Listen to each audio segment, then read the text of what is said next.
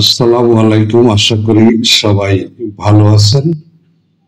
আসলে মার্কিন যুক্তরাষ্ট্র বা আমেরিকার এবারের যে প্রেসিডেন্ট ডোনাল্ড ট্রাম্প ক্ষমতায় আসার পর থেকে ভারতকে একেবারে তুলোধনা করে নিয়ে যাচ্ছে। ভারতীয় যে অবৈধ অভিবাসী আমেরিকায় রয়েছে তাদেরকে একেবারে শিকল দিয়ে বেঁধে ভারতে পাঠানো হচ্ছে।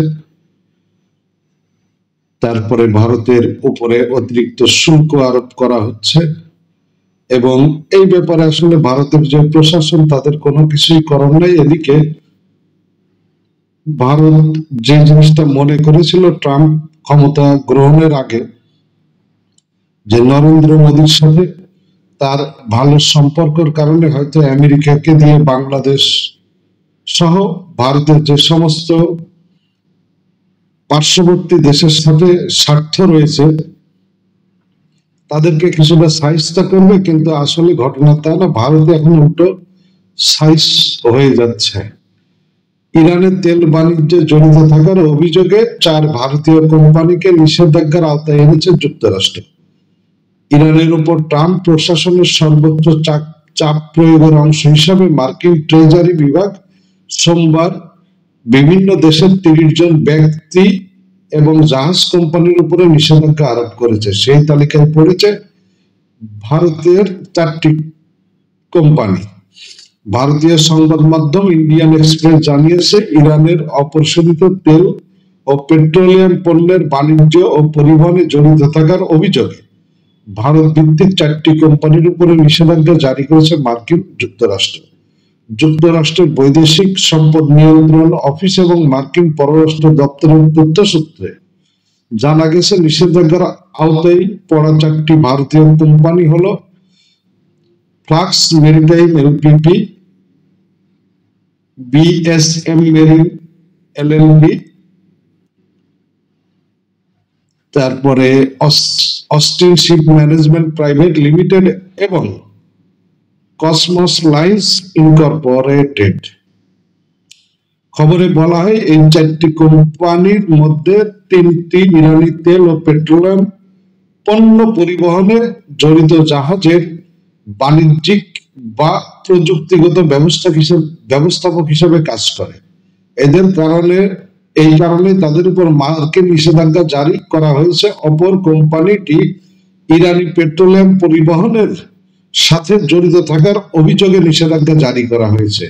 মার্কিন পররাষ্ট্র মন্ত্রণালয় বলছে, ইরানের ক্ষমতাসীনরা এখনো পরমাণু হুমকি, ব্যালিস্টিক ক্ষেপণাস্ত্র প্রকল্প ও জঙ্গি সংগঠনের প্রতি তাদের সমর্থন অব্যাহত রেখে বিশ্ব নিরাপত্তাকে অস্থিতিশীল করার উদ্যোগ চালিয়ে যাচ্ছে। এজন্য মার্কিন প্রেসিডেন্টের ইরানকে সর্বোচ্চ চাপ দেওয়ার উদ্যোগের অংশ হিসেবে এসব নিষেধাজ্ঞা আরোপ করা হয়েছে। নতুন এই ঘোষণায় ইরানের পেট্রোলিয়াম ও পেট্রোকেমিক্যাল বাণিজ্যে নিযুক্ত 8 ব্যক্তি ও প্রতিষ্ঠানের উপর অর্থনৈতিক বিধিনিষেধ আরোপ করেছে মার্কিন প্রেসিডেন্ট ডোনাল্ড ট্রাম্প। ওয়াশিংটনের দাবি, তেল রপ্তানি থেকে অর্জিত রাজস্ব ইরান অস্থিতিশীলতা সৃষ্টি করার কাজে ব্যবহার করে। এই কারণে বিধিনিষেধ আরোপ করে এই রাজস্ব উপার্জন বন্ধ করার উদ্যোগ নিয়েছে মার্কিন যুক্তরাষ্ট্র।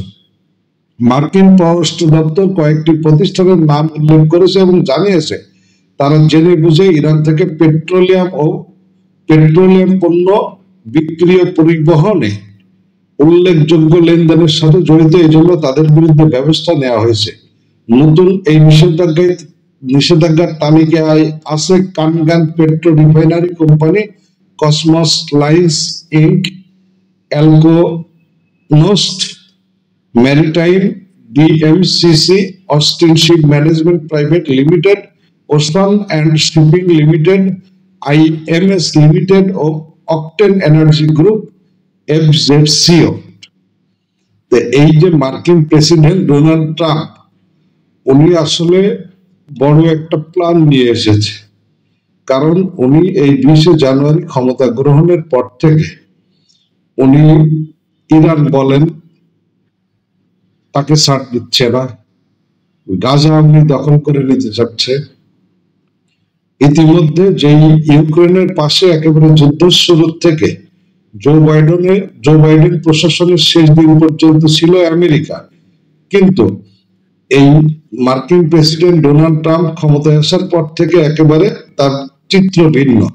উনি শুধু আপনার এখন যেই ইউক্রেন রাশিয়া যুদ্ধ বন্ধ করতে চাচ্ছে না, সেই সাথে উনি ইউক্রেনের 50% খনিজ উনি চেয়েছেন, কারণ মার্কিন যুক্তরাষ্ট্র এ পর্যন্ত ইউক্রেনের পিছনে যে টাকা ঢেলেছে তার ক্ষতিপূরণ বলেন বা তার মূল্য হিসাবে কিন্তু উনি এটা চেয়েছেন, এবং এর জন্য এটা পেতে উনি মরিয়া।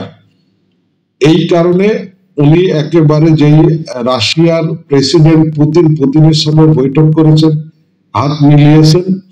তো আমরা আসলে দেখতে পাচ্ছি যে সামনে বিশেষ কিছু দেশের জন্য আসলে খুবই খারাপ হতে চলেছে। আমেরিকার বর্তমান যে প্রশাসন আছে সেই প্রশাসন আসলে তাদের বিরুদ্ধে কড়া ব্যবস্থা নেবে।